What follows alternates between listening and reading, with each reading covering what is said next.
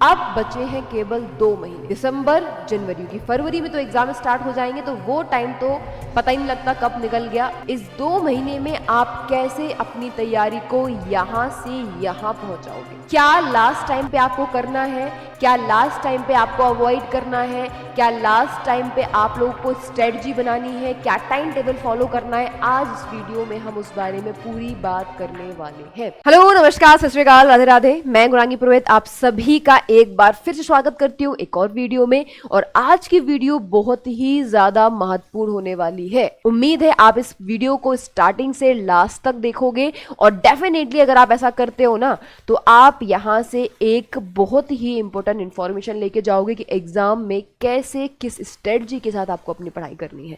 अगर हम बात कर लें 2 महीनों की, दीदी ये जो 2 महीने हैं, याद रखो बेटा जी, ये जो 2 महीने आपके सामने हैं, अगर मैं बात कर लूं दिसंबर की, अगर मैं बात करूं दिसंबर स्टार्ट हो चुका है ना भाई, 2 दिन तो निकल भी चुके हैं। तो अब क्या करें हम? सबसे पहले, अभी आप में से बहुत सारे बच्चे ऐसे होंगे जिनका सिलेबस कंप्लीट नहीं हुआ है, तो अभी क्या करना है आपको? सबसे पहले क्या करोगे भाई? सबसे पहले अपने सिलेबस को क्या करना है मैम? खत्म करो जल्दी से। ये दिसंबर में आपका सिलेबस कंप्लीट हो जाना चाहिए। अगर नहीं हुआ है तो सभी सब्जेक्ट का सिलेबस कंप्लीट कर लिया। अब क्या करें? सिलेबस कंप्लीट करते करते आप एक चीज रियलाइज करोगे, हर बच्चे को किसी ना किसी टॉपिक में जरूर दिक्कत होती है। चाहे अगर आप बात कर लो साइंस की, चाहे आप बात कर लो इंग्लिश की, चाहे आप बात कर लो मैथ की, चाहे बात कर लो हिंदी की, चाहे बात कर लो एसएसटी की। और आपके पास एक्स्ट्रा सब्जेक्ट भी होगा, किसी के पास संस्कृत होगा, किसी के पास कंप्यूटर होगा, किसी के पास आर्ट होगा, है ना भाई? तो जब आप सिलेबस कंप्लीट करोगे ना, तो आपको समझ में आ जाएगा कि कौन सा ऐसा पॉइंट है जो हमारा कैसा है, जो इन सब में कॉमनली आप देख पा रहे हो कि वो आपका कैसा है, कमजोर है भाई, वीक है बहुत ज्यादा। तो आपको क्या करना है? उस कमजोर पॉइंट को ही तो पहचानना है। अगर आप उस कमजोर पॉइंट को पहचान लेते हो तो उस पर काम करना आसान हो जाएगा। पहचान के क्या करेंगे दीदी? पहचान के उनको करना है भाई जी नोट। ये भी याद रखना, केवल पहचानना नहीं है, उनको एक छोटी सी कॉपी बना लो या एक पेज पर लिखो, और लिख के जहां पढ़ते हो ना, सामने डेस्क पर चिपका लो। सबसे बड़ा काम आप यही करोगे कि अपने वीक पॉइंट को पहचानोगे, उनको नोट करके अपने सामने लगाओगे, क्योंकि वही एक ऐसा पॉइंट है जो आपके नंबर कटवाता है। क्योंकि हम क्या करते हैं, जिससे डर लगता है ना, उससे दूर भागते हैं, कर लेंगे, हो जाएगा। क्यों भाई? अभी करते हैं ना, क्योंकि आप टाइम कितना बचा है। तो दिसंबर में क्या करोगे आप? दिसंबर में आप सभी बच्चे, जिसका सिलेबस कंप्लीट नहीं हुआ है, वो सभी बच्चे अपना पहले सिलेबस कंप्लीट करेंगे। अब कुछ बच्चे कहेंगे दीदी हमारा कंप्लीट हो गया, तो हम क्या करें? ध्यान रखो, रिवीजन स्टार्ट कर दो। ये रिवीजन किसके लिए यहां पर हो रहा है? रिवीजन उन बच्चों के लिए है जिनका सिलेबस कंप्लीट है। जिनका कंप्लीट नहीं है वो पहले कंप्लीट करेंगे और साथ में अपने वीक पॉइंट भी लिखेंगे। रिवीजन करने वाले बच्चे भी रिवीजन करते टाइम अपने वीक पॉइंट को पहचानेंगे, उनको लिखेंगे। जो आता है वो तो आता है, वो गलत नहीं होगा। गलती कहां करोगे आप? गलती आप वहां करोगे जहां पर आप लोगों का जो वीक है ना पॉइंट, उसको आप छोड़ रहे हो, वहां गलतियां होती हैं फिर। तो उस गलती को पहचानना है रिवीजन करते टाइम, जिनका रिवीजन हो गया है। तो दिसंबर में केवल क्या करोगे? सिलेबस कंप्लीट करना है, वीक पॉइंट को पहचानना है, साथ के साथ में रिवीजन भी स्टार्ट कर देना है, जिनका सिलेबस ऑलमोस्ट कंप्लीट हो चुका है। हो गया दीदी, दिसंबर तो निकल गया।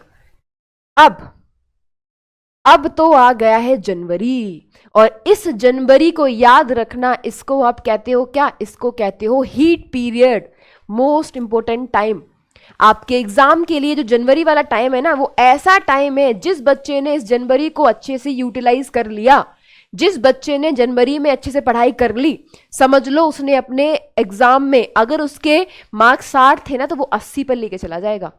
क्योंकि ये जनवरी वाला टाइम ऐसा होता है जहां पर बच्चा, सर्दी होती है एक तो, पढ़ने का मन नहीं करता, दूसरा एंजाइटी, डर, उसके वजह से पढ़ाई नहीं हो पाती। तो आपको इन सब से ही तो जीना है, आपको इन सब चीजों से ही तो सीखना है कि कैसे हम इन सब से बाहर निकल पाए। यही तो आपका काम है। जनवरी में क्या करोगे? जनवरी में आपको करना है PYQ क्वेश्चन सॉल्व, क्योंकि आपका सिलेबस कंप्लीट है, आप रिवीजन मोड पे हो। रिवीजन के साथ क्या करोगे? PYQ क्वेश्चन लगाओगे, साथ में आपको पता है आपके टीचर्स मॉडल पेपर भी करवाएंगे, तो आपको ये मॉडल पेपर भी क्या करना है? सॉल्व करना है इसी टाइम पर। ठीक है, सब्जेक्ट वाइज स्ट्रेटजी मैं आपको बता चुकी हूं, तो वो आप वहां से एक बार जरूर देखना कि किस सब्जेक्ट में आपको कैसे, स्पेशली साइंस को लेकर बताया था मैंने कि कैसे आपको तीनों सब्जेक्ट को मैनेज करना है। ठीक है भाई, तो क्या है, फिजिक्स, सॉरी पीवाईक्यू, आपका रिवीजन, आपके मॉडल पेपर, ये सभी आपके कब होंगे, जनवरी में होंगे। और साथ में जो कमजोर या जो वीक पॉइंट आपने लिखे थे ना, उन सब पर डेली वर्क करना है। क्या करोगे, कमजोर पॉइंट पर लिख लो भाई, जो आपके कमजोर पॉइंट है उन पर क्या करना है भाई, डेली वर्क करना है। और एग्जाम तक इस वाले पोर्शन जो कमजोर है ना, यहां से नंबर नहीं कटने चाहिए। अब बच्चे कहेंगे दीदी हमें तो टाइम टेबल बता दो, कैसे करें हम?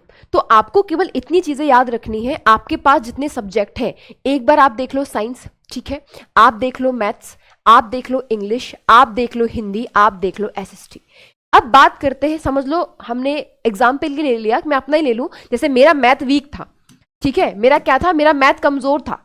अब मैं क्या करूं भाई, मुझे साइंस में कोई दिक्कत नहीं है, इंग्लिश में कोई दिक्कत नहीं है, हो सकता है किसी बच्चे को दो सब्जेक्ट में दिक्कत हो सकता है किसी बच्चे को इंग्लिश में भी दिक्कत हो रही हो। तो ये दो ऐसे सब्जेक्ट हैं जहां पर दीदी हमें लग रहा है कि हमें एक्स्ट्रा मेहनत करने की जरूरत है। तो आप अपने दिन को डिवाइड करो तीन पहलू में। एक तो होता है मॉर्निंग वाला टाइम, सुबह वाला टाइम, एक होता है आफ्टरनून वाला टाइम, ठीक है, और एक होता है इवनिंग वाला टाइम। और नाइट में तो ये नाइट वाला टाइम जो है ना, वो रिवीजन के लिए रखो भाई, इसको अलग रखना। ये तीन को देखो आप, सुबह उठते हो आप, सुबह 6 बजे क्लास ली, 7 बजे क्लास ली, 9 बजे हमें कहाँ जाना है, 9 बजे दीदी हमें तो स्कूल जाना होता है, 5 बजे उठना स्टार्ट करो, कोई बात नहीं ना, सुबह 1 घंटे पढ़ सकते हैं। और सुबह अगर आप क्लास ले रहे हो तो आपको पता है सुबह वाली क्लास में आपके क्वेश्चन सॉल्व करवाए जा रहे हैं, तो वो भी आपके लिए रिवीजन का काम कर रहे हैं। 5 बजे उठो, सेल्फ स्टडी करो 5 बजे उठकर। स्कूल चले गए, स्कूल से आप लोग मोस्टली बच्चे 2:30 या 3 बजे तक आए जाते हो, उसके बाद फिर क्लासेस स्टार्ट हो जाती हैं। अब कुछ टाइम में आप लोगों की विंटर वेकेशन भी स्टार्ट हो जाएंगी, है ना, सर्दियों की छुट्टियां स्टार्ट हो जाती हैं। तो स्कूल वाला टाइम अलग है, मेन आपके एग्जाम में आपके नंबर को जो बूस्ट करता है वो करता है आपकी सेल्फ स्टडी, कि आप कितना सेल्फ स्टडी कर रहे हो भाई, कितनी पढ़ाई आप खुद से कर रहे हो। ठीक है, देखो भाई साइंस में हम अच्छा कर पा रहे हैं, अगर हम इसको दिन में 1 से 2 घंटे देते हैं, काम चल सकता है, बिल्कुल चल सकता है। हिंदी में भी सेम कर सकते हैं, 1 घंटा इनफ है, एसएसटी में भी 1 घंटा इनफ है। अब बात आती है हमारे कमजोर सब्जेक्ट की, इस कमजोर सब्जेक्ट को क्या करना है। नाइट का जो मैंने बताया ना, टाइम अलग रखना है। ये नाइट का टाइम वो है, रात में नींद आती है, तो रात में कभी भी उस सब्जेक्ट को लेकर मत बैठ जाना जिसमें हमें दिक्कत आ रही है, क्योंकि आपको उसको देखते ही नींद आने लगेगी। इन कमजोर सब्जेक्ट को आपको उस टाइम पे पढ़ना है जिस टाइम पर आप सबसे ज्यादा एक्टिव रहते हो। सबसे ज्यादा एक्टिव मतलब जब आपका ब्रेन सबसे ज्यादा एक्टिव है, चाहे वो मॉर्निंग में हो, चाहे वो आफ्टरनून में हो, चाहे वो इवनिंग में हो। नाइट में केवल रिवीजन के लिए रखो, नाइट में केवल होमवर्क के लिए रखो। कुछ टाइम में विंटर वेकेशन आ जाएंगी, सर्दियों की छुट्टी आ जाएंगी, तो और भी आसान हो जाएगा आप लोगों के लिए। ठीक है, तो वीक सब्जेक्ट पर काम कैसे करना है आपको पता है, उस टाइम पे पढ़ो, एक्टिव वाले टाइम पर। पकाया आप आराम से रात में पढ़ सकते हो, मॉर्निंग में पढ़ सकते हो, कभी भी। देखो अब कोई मैं बताऊं टाइम टेबल 5 बजे उठना है, 6 बजे ये करना है, 7 बजे नहीं फॉलो होता है बेटा, मुझे पता है, मैं भी तो स्टूडेंट रही हूं ना, नहीं होगा वो फॉलो आपसे। आप अपना टाइम टेबल अपने स्ट्रेटजी को अपने वीक और स्ट्रॉन्ग पॉइंट के अकॉर्डिंग बनाइए। जहां पर दिक्कत होती है वहां दीदी आपके लिए खड़ी है। उम्मीद है कि आप अपने दिसंबर को और जनवरी को किस तरीके से यूटिलाइज करोगे वो आप समझ गए। अब बात आती है फरवरी की, बात आती है फरवरी। देखो भाई, बात अगर हम फरवरी की करें, बिहार बोर्ड के बच्चों के एग्जाम फरवरी में स्टार्ट है, ठीक है भाई, है ना, आपके डेट शीट आ गई है बिहार वाले बच्चों की, यूपी के भी यहीं पर है। तो ये जो टाइम है, यूपी के पास थोड़ा टाइम है क्योंकि इनके 18 तारीख से स्टार्ट है, लेकिन बिहार का तो स्टार्टिंग में ही स्टार्ट हो जाएगा। तो आप फरवरी के लिए नहीं रुकोगे, आपको जनवरी में ही सब कुछ करना है। लेकिन जो यूपी वाले बच्चे हैं ना, वो एक चीज याद रखेंगे, अभी एमपी का नहीं आया डेट शीट, आ जाएगा फरवरी में, ऑलमोस्ट सबके एग्जाम होते हैं, ठीक है भाई। तो एक चीज याद रखना है, जिसके पास फरवरी में टाइम मिले, 10-15 या 5 दिन का, जितने दिन का भी टाइम मिलता है आपको, उस टाइम पर फाइनल रिवीजन करना है आपको। फाइनल रिवीजन मतलब जो आपने शॉर्ट नोट बनाए, इतनी वीडियोस बताई हैं मैंने शॉर्ट नोट को लेकर, कि जो आपने शॉर्ट नोट बनाए किसके टाइम पर, रिवीजन के टाइम पर। सबसे बताया था मैंने, जब आप रिवीजन कर रहे हो तो आपको क्या करना है, शॉर्ट नोट बनाने हैं। और फाइनल रिवीजन का मतलब भी होता है शॉर्ट नोट को क्विकली रिवाइज कर लो। जहां पर प्रॉब्लम थी, जो कमजोर पॉइंट थे, उन पर काम हो पाया है, नहीं हो पाया है, चीजें क्लियर हो रही है, नहीं हो रही है, ये 2 महीने आप अगर इस तरीके से यूटिलाइज करते हो ना, सिलेबस कंप्लीट है, पीवाईक्यू कंप्लीट है आपका पूरा, आपके मॉडल पेपर लग रहे हैं साथ के साथ में, आपका सिलेबस कंप्लीट हो गया है, रिवीजन हो गया है, शॉर्ट नोट बन गए, और क्या चाहिए। ये 2 महीने थोड़ा सा एक्स्ट्रा मेहनत कर लो, अगर आपको एक्स्ट्रा स्टडी भी करनी पड़ रही है ना तो करो, क्योंकि यही 2 महीने हैं।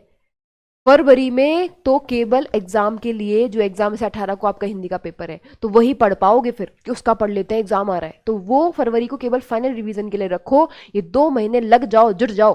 अगर किसी भी चीज में, टॉपिक में आपको दिक्कत हो रही है तो हमें कमेंट करके जरूर बताइएगा, अगली वीडियो हम उस पर लेके आएंगे जिससे आप लोगों की चीजों को क्लियरिटी मिल पाए, कि हम यही चाहते हैं कि आप चीजों में क्लियर रहो बच्चा। ठीक है, मिलते हैं आपको बहुत ही जल्द अगली वीडियो में। उम्मीद है कि आज की वीडियो से आप कुछ सीख के जाओगे, कैसे आपको दिसंबर और जनवरी को यूटिलाइज करना है, कैसे अपने वीक पॉइंट पे काम करना है। मिलेंगे अगली वीडियो में अगले कॉन्सेप्ट के साथ, अगली स्ट्रेटजी के साथ। तो खुश रहिए, मुस्कुराते रहिए, प्यार बना के रखिए। नमस्कार, थैंक यू सो मच, जय हिंद।